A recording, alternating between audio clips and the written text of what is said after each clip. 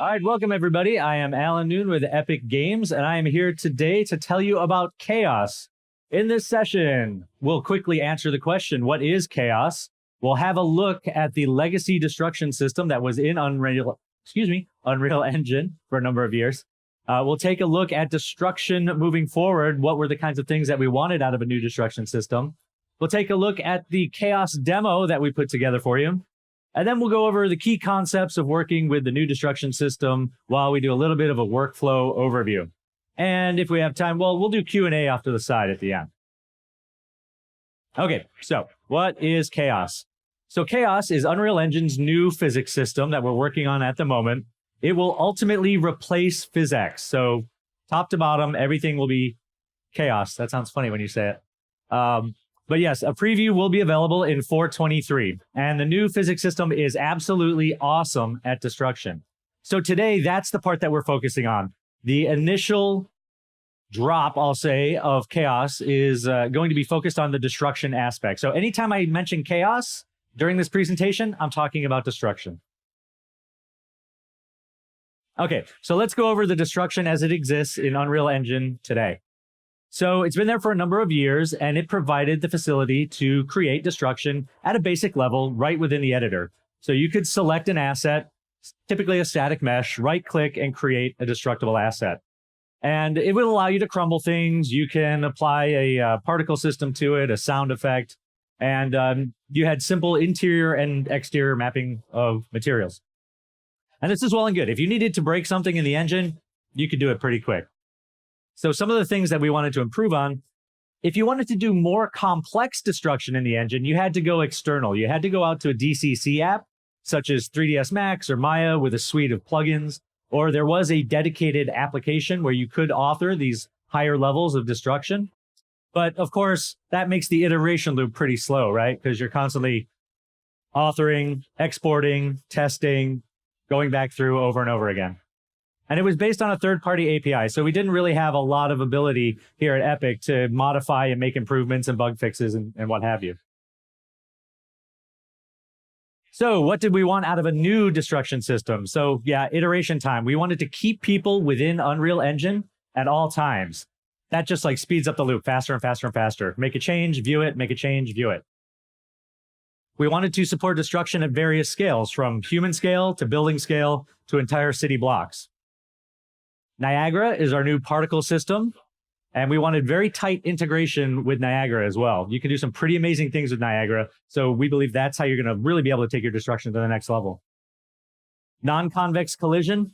Collision's always a sort of a sticky issue. All of my artist friends that have had to author collision shells for years know what an issue that is. So having a way to automate that and do non-convex collision was a big deal. Now, this is the one that I'm most interested in. Meaningful gameplay ramifications. So previously, when you destroyed something and the rubble came down, it did not affect your gameplay in a meaningful way, meaning let's say a giant chunk of debris falls on the ground, your AI would not know how to react to that. It wouldn't know what to do. It could get stuck on it, walk through it, so on and so forth. So what we want to do with Chaos is have the ability to have that debris come down and do things like modify the navigation mesh. So now your AI knows, uh-oh, there's a big obstruction in the way. I want to navigate around it. Maybe I have the ability to amble over it. The other thing we can do is punch holes into surfaces. So if you're in a building, you punch a hole through a wall, that nav mesh is updated, and now your AI can react to that accordingly and path through it. Performance, of course, always a key component. So we want to make it performant. It has to be performant across a wide variety of platforms. So all the way from mobile up to AAA. Previously, the destruction system did not support mobile platform, but we're going to remedy that. All right, so then I have two features here that have asterisks on them, persistence and network replication. The asterisks mean that we're not there today. We don't yet have that right now, but that's going to be forthcoming in the future. So we know that multiplayer is a big deal, of course, and destruction has to support all that. And then finally, developed in-house. So by bringing this in-house and developing our own physics system, we can resource it appropriately, keep modifying, making improvements, and doing bug fixes. Okay, so where we're at. Currently, Chaos is in active development, very active development, as I say. So the tools, UI, all of that stuff is subject to change. So you're going to see like a big ugly stack of buttons. Don't worry about that. It's going to get a UI styling eventually, and it'll be more integrated into the UI look. And yeah, it's accessed by enabling a number of Chaos plugins and the mesh editing mode. And of course, performance and stability will improve. All right, so let's talk about the key concepts here. So we're going to go over best practices, geometry collections, clustering, fracturing, fields, connection graph, cache simulations, and again, Niagara integration. So it's a lot to cover. So construction. So some of these you're probably used to as veteran game devs. I know you are. So build with modularity in mind, right? Snap to grid when you can. Have pieces that can basically Lego block together. Where you can make your geometry watertight and have no interpenetrations, that's the type of thing that you want to do, right? Now, I have asterisks there again because there is room for a little bit of fudge factor there. You can be a little bit sloppy, but if you can run your asset through an STL check and it comes up clean, you're going to have a better time. And of course, leverage Blueprint. Did everyone see the Chaos demo, see video of it or anything like that? Yeah? Okay, so all of those building facades were built with Blueprint using construction scripts. So it's a number of static mesh components that all just like auto-generate based on parameters. So you can leverage that stuff to quickly put together scenes. Okay, so as we started developing Chaos, we realized that we needed another asset type, and that is the geometry collection. It's a little more than a static mesh, but not quite a skeletal mesh. It has features of the both, and it's highly optimized. So as I said, you can put together a geometry collection a number of different ways. Right now, I'm just going to take some simple assets and drop them into the viewport. And I'm just going to Alt-Shift, rotate this around a little bit. Just going to make a very simple column. So again, you could leverage Blueprint for this, or you can take a collection of assets already in your scene. All right, so we've got the world's most interesting tower here. I'm going to select all of these objects. And from the content browser, I'm going to right click. And from the physics section, we have a new asset type. That's the geometry collection. So I just hit enter. Now, again, ultimately, still early. And what I would like to see happen is as you create a geometry collection live in your viewport, it's going to swap it out. But today, we're just going to go ahead and delete all these and replace it. So there we go. All right, so let's save our map. We're good to go. All right, so you may have noticed this new tab over here. This is the mesh editor. And kind of tucked away in the corner here, we have fracture. There's that big stack of buttons I was talking about. All right, first thing I want to do is flatten the hierarchy. Okay. So this is our geometry collection. Now, it's not obvious here because I used a very simple asset, but what's going on is any static meshes that you collect together will be condensed down into one draw call. So again, highly efficient. All right, and let's take a look at the actual asset in the browser. So very simple implementation at the moment. We have an exterior material, an interior material, a selection material. You'll see that in action in a moment. But the thing that we want to concern ourselves with right now is the collision type. So we have some primitives for collision. So when we actually fracture this object and we make chunks out of it, there are a few different methods for determining how those things collide in the world. And I'm going to change this to level set. And basically what that does will voxelize each chunk and improve the resolution of the collision. And we can dial that up and down with these parameters here. So if you're finding that your game is running a little slow, you've tried some other performance enhancements, this is one way that you can kind of gate that. The other thing we want to do is turn on mass as density. And we will enter the value for concrete. So we have a nice concrete tower at the moment. And ultimately we'll have a viewport here so you can take a look at your geometry collection and get a feel what it looks like. All right, so let's start blowing that up. So fracturing, we have a number of different fracturing tools. We have your standard Voronoi. We have a couple of different flavors of that, clustered. We have a radial one. We have planes. Bricks actually is pretty cool. We have a few different methods for adjusting how your bricks are stacked together if you wanted to bring down a brick wall. Some of these may stay, some may go. We may make new ones. And of course, you can use these in combination. But for now, let's take a look at our geometry collection, and I'm going to change this. Well, we'll do bounding box to start. We'll just use a standard Voronoi. And I'm going to break this into about 600 chunks, like so. We'll select all the components in our geometry collection, and I'm going to fracture mesh. So this will just take a second to process.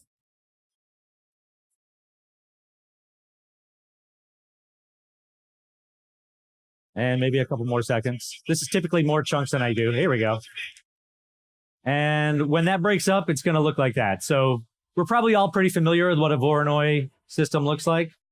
So we want to try to art direct this and make it a little more interesting and kind of mask the fact that we use a standard Voronoi, right? So now we're going to get into clustering.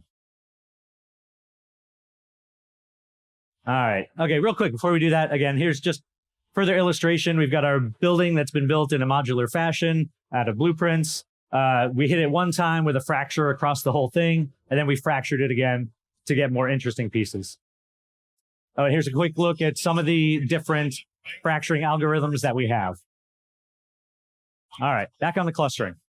Okay, so yeah, this is how one defines the look and style of the damage, and also your damage levels. So we want to be able to take an object, make it break into large chunks, and then subsequently smaller chunks as things fall apart. And it also helps us define the geometry collection's sort of concept of a structural integrity. All right, so let's get started. So first thing, I want to do a cluster by proximity, and we'll cut it down by about half here. And what this is going to do is it's going to find the biggest chunks and then find all the smallest chunks around it and try to clump them together. Let's go ahead and flatten that hierarchy first. And we'll select all, and let's drop down to our level. There we go. That's the one we want. And we'll auto cluster. All right. So not totally obvious what happened there. So let's take a look. And we'll look at our output log. And we want to look at geometry collection, print detailed statistics.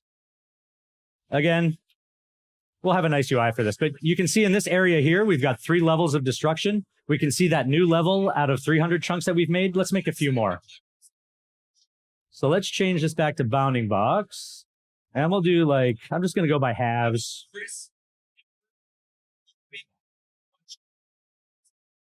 And we'll do it again.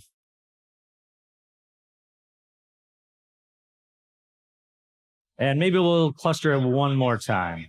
You can make as many clusters, many damage levels as you like. So we'll just do 30, I guess. Actually, no, let's go really low so that we can see some really big chunks. So we'll do 10.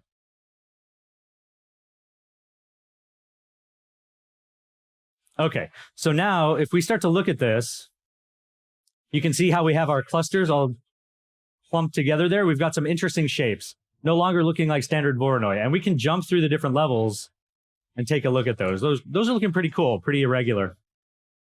And one last time. There we go. We can see the different chunks and how many pieces are in each level. All right. There we go. That's what we just did. Okay, fields. So as we were developing the chaos demo that you saw the other day, it became apparent that you're going to create a large number of geometry collections. And each of these geometry collections have themselves a large number of parameters that need to be tuned. And going into each one of those and, fiddling with spinners and what have you is a bit tedious. So we have now what we call the field system. And what the field system allows you to do is define parameters, in this case, physics parameters, based on a volume. And we have a few different types of these. We have what we call an anchor field, strain field, decay field, and a disable field. So we're still figuring out which fields make the most sense, but all of this is accessible through Blueprint. So if you wanted to come up with your own crazy field that made all sorts of swirling patterns, you could do that too. All right, so let's open our prep level. Here we go. All right, so how am I doing on time? Still have time. All right, good. Let's get rid of these. All right, so if we go ahead and simulate this now. Okay, so what's happening here? We've got our object and it's just falling over into the world, right? Because a couple of different things. We haven't set up our damage levels and we haven't set up our anchor fields. So this is a blueprint that we created for the demo that we put together the other day, the chaos demo. I'll just turn that around so it's easy to read. And I'm going to take our column and we will find our anchor fields. There we go. So now if we simulate, that should say that'll stay locked into the world. So this is how you set up your buildings and position things and get them to stay tight. All right. So another type of field that we have is the strain field. And I've modified the first person shooter template to spawn a strain field wherever it hits. So you see that little purple sphere there? That's the representation of the force that's being applied. So let's go ahead and hit this. So you can see we're making big chunks, and then as those chunks kind of fall down, they're breaking into smaller chunks. So we can take a look at what that strain field looks like real quick. It's fairly simple. It's not a whole lot of blueprint, just setting a bunch of parameters and the direction of the forces that are being applied. Now, you may have noticed, like, when those pieces came down on the ground and they all kind of laid on top of each other, we had, like, the classic physics sort of jitter and roll. We can mitigate some of that with a disable field. So I'll drop one of those in there. I'll bring it off the ground a little bit.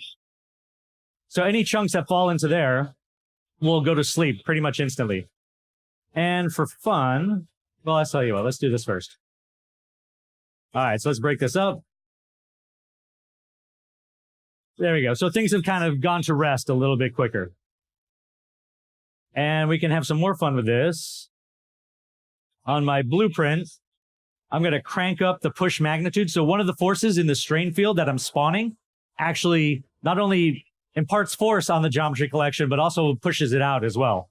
So now we should see some pieces flying. So you can get some pretty dynamic effects. There we go. And we can take these things and shoot them into space. Okay. So yeah, other types of fields, sleep fields, kill fields. You can, again, all accessible by blueprint. So you could do a thing like your chunks come down, character looks away. All of those chunks can be removed from the world if you would like them to be. All right, so that's fields. Okay, so let's talk about the connection graph. When we went through the clustering phase, one of the things that was generated under the hood was the connection graph. And what that is it's a hierarchy. It shows the relationship of all the different chunks next to each other. It sort of imparts it gives a sense of structural integrity, right? And so we've got a diagram of kind of what that looks like over here. So the yellow points are anchored, and then the blue ones are more free, right? So if we hit a blue chunk with a force, with a field, then it can break free. And then all of its neighbors will know, hey, I'm the next one ready to break, right? Okay, cache simulation. If you see the end of the demo, and I'll play the video at the end of this here. If you see the end of the demo, we have a scene where the entire city block comes down. A giant robot comes up, and all of these buildings come down at once. Now, that's not all live, and I put that in air quotes because it's a cache simulation. Now, we're probably familiar with the concept of a cache simulation, but, you know, in terms of like an alembic cache or something like that. But that's pretty much like a giant animation of vertexes, right? Of vertices. What's different about our cache simulation is we can run our cache simulation, but then if we reach out and interact with any portion of that cache simulation, that portion can become dynamic again. So the illustration we like to paint for that particular use case is you've got a player sort of penned in, a building is coming down on top of them. There's a very large piece of debris coming their way. As a cache simulation, the player's going to get squashed if it lands on him, right? But if he shoots up, if he raises up and shoots that big chunk coming down, that piece that he hits can go dynamic and it can break up even further and spread out. And if you played it 10 different times and hit that thing 10 different ways, it's going to destroy in 10 different fashions. And of course, you can play these things forwards, backwards, any speed you like, stop them, start them, all that stuff. So you could do things like, you know, you have some sort of gap the player needs to cross. You could destroy an object, and as it's falling down as a geometry cache, the player perhaps has some power that basically pauses the cache. He can use that as a bridge to cross the gap. And then as his enemies chase him over, he can shoot it out, turning it all dynamic and sending them down into the ravine. So lots of gameplay ramifications there. Okay, then finally, I'm going to hit on Niagara integration again. Niagara, our super awesome new particle system. There's a dedicated communication layer between Niagara and chaos. So any type of chaos events that occur, whether it's chunks being spawned or chunks falling apart or chunks, colliding with each other or any other physical surface. I say chunks, but I pretty much mean any other physical surface. Events are sent and accessible by Niagara. And also we have some sense of the physical and material properties of those pieces as well. So if two different materials hit and you want a specific particle reaction, Niagara can handle that.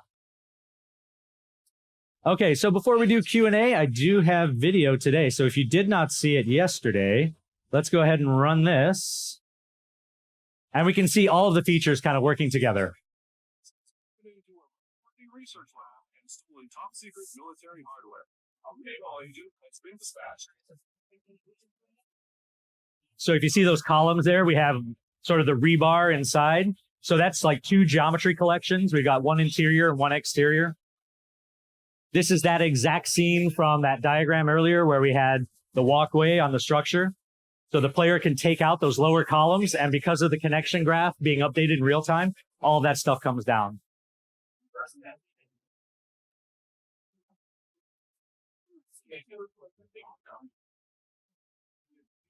Okay, so this is the cache simulation, this part right here. All of this cache simulation, if you shot these chunks, they could become dynamic.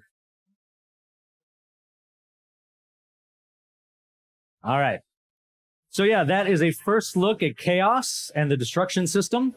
Again, available in 4.23. We'll have an early preview of that. And yes, it will ultimately replace the physics system in Unreal Engine. And yeah, look out for that soon. So thank you very much for coming.